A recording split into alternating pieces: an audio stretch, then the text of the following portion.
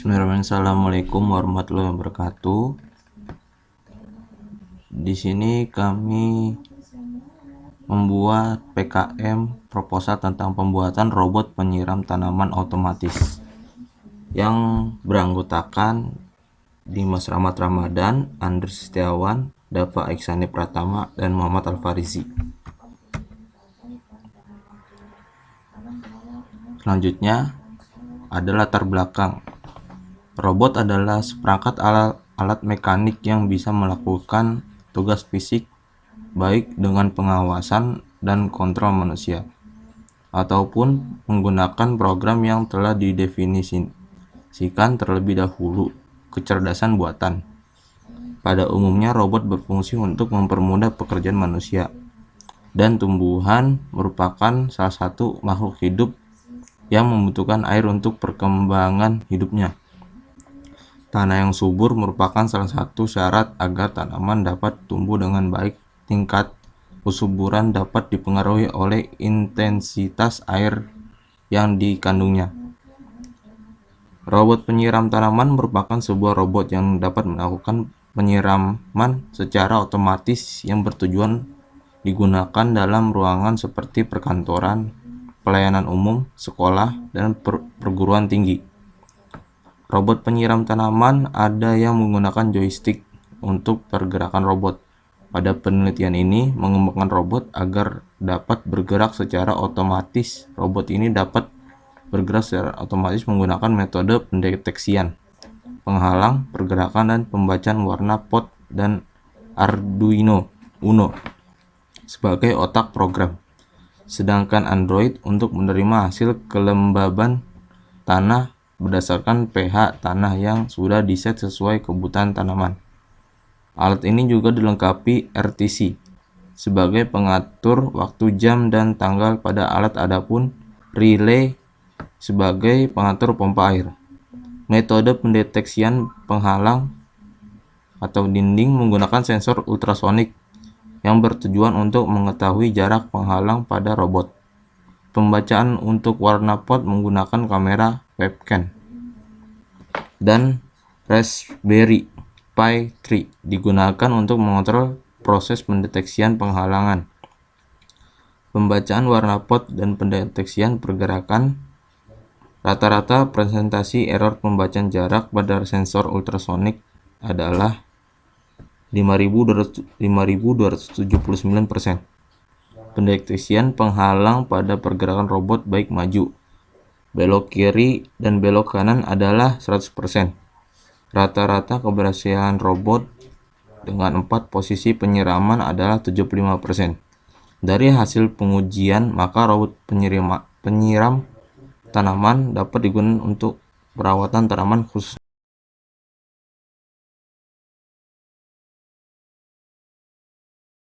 Lalu di sini ada tujuan. Tujuan dari pembuatan robot ini untuk melakukan penyiraman tanaman secara otomatis, dapat menghemat air karena kadar air yang dikeluarkan sudah diatur, dan juga dapat menyimpan tepat pada waktu karena semua itu sudah diatur oleh sistem yang terdapat pada program robot tersebut. Serta robot ini bisa digunakan untuk penyiraman halaman. Robot ini pun dapat dengan mudah dipindah tempatkan. Batasan masalah. 1. Permasalahan dibatasi pada bahasa pemrograman dan alur pemrograman digunakan agar robot dapat bergerak otomatis menggunakan sensor. 2. Sistem robot ini menggunakan motor DC sebagai penggerak atau aktuator. 3. Rancangan dan pembuatan robot ini microcontroller Arduino Uno. Lalu manfaat. 1. Manfaat mekanisme dasar kontrol dalam pembuatan robotika. 2. Menambah ilmu pengetahuan tentang perancangan dan pembuatan robot. 3. Menambah ilmu pengetahuan tentang robotika sehingga mampu membuat sendiri tipe robot lain yang diinginkan. Metode penelitian dilakukan menggunakan model eksperimen atau hasil percobaan dan bersifat aplikatif dengan menggunakan simulasi model. Hasil penelitian yang direncanakan adalah berupa model metode dalam proses pembuatan aplikasi menggunakan pendekatan waterfall mengacu pada sistem development life cycle atau disebut SDLC. Pemilihan metode waterfall karena metode yang sederhana dan mudah dipahami. Oke, lalu ada metodologi penelitian. Itu alat dan bahannya. Satu, controller. Controller adalah bagian paling penting pada robot. Ini seperti otak pada manusia, berfungsi sebagai menjalankan program, menerima, mengolah setiap informasi dari input sensor, dan juga mengirim dan mengendalikan output pada aktuator, indikator, dan juga audio. Lalu yang kedua ada aktuator. Bagian ini seperti otot pada manusia. Fungsinya ini untuk menggerakkan robot ya. Jadi seperti robot yang beroda bisa menggunakan DC motor sebagai pemutar rodanya, dan juga jika ingin seperti manusia yang berjalan menggunakan kaki, itu bisa menjadi bisa memakai motor servo ya, sebagai pilihan yang tepat. Motor servo adalah DC motor yang dapat diatur putarannya. Lalu ketiga ada sensor. Jika manusia memiliki indera, maka robot juga memiliki sensor. Ada banyak jenis sensor robot. Jadi banyak ya, nggak hanya 5. Kalau manusia kan 5 hanya indera. Dan yang keempat ada baterai. Baterai ini adalah energi bagi robot. Dan listriknya, baterai ini akan menciptakan listrik, dan listriknya itu dianalogikan itu darah bagi robot yang menjalankan controller, sensor, aktuator, dan semua komponen elektronik. Lalu yang kelima ada kabel. Jika sebelumnya baterai seperti darah, maka kabel ini seperti urat ya. Jadi ini menyambungkan komponen robot. Nah, lalu ada frame. Frame itu tulang ya, ibaratkan tulang. Jadi penyangga antara servo pada robot. Juga membentuk robot menjadi berbagai macam penunjang penampilan robot. Lalu ada yang ketujuh ada chassis. Chassis adalah rangka utama pada robot. Biasanya menjadi badan bagi si robot. Biasanya sebuah chassis pada robot dipasang sebagai berbagai macam frame dengan jumlah lebih banyak. Lalu ke-8 ada support. Support adalah komponen pendukung pembentuk robot ya, seperti baut, mur, dan lain sebagainya.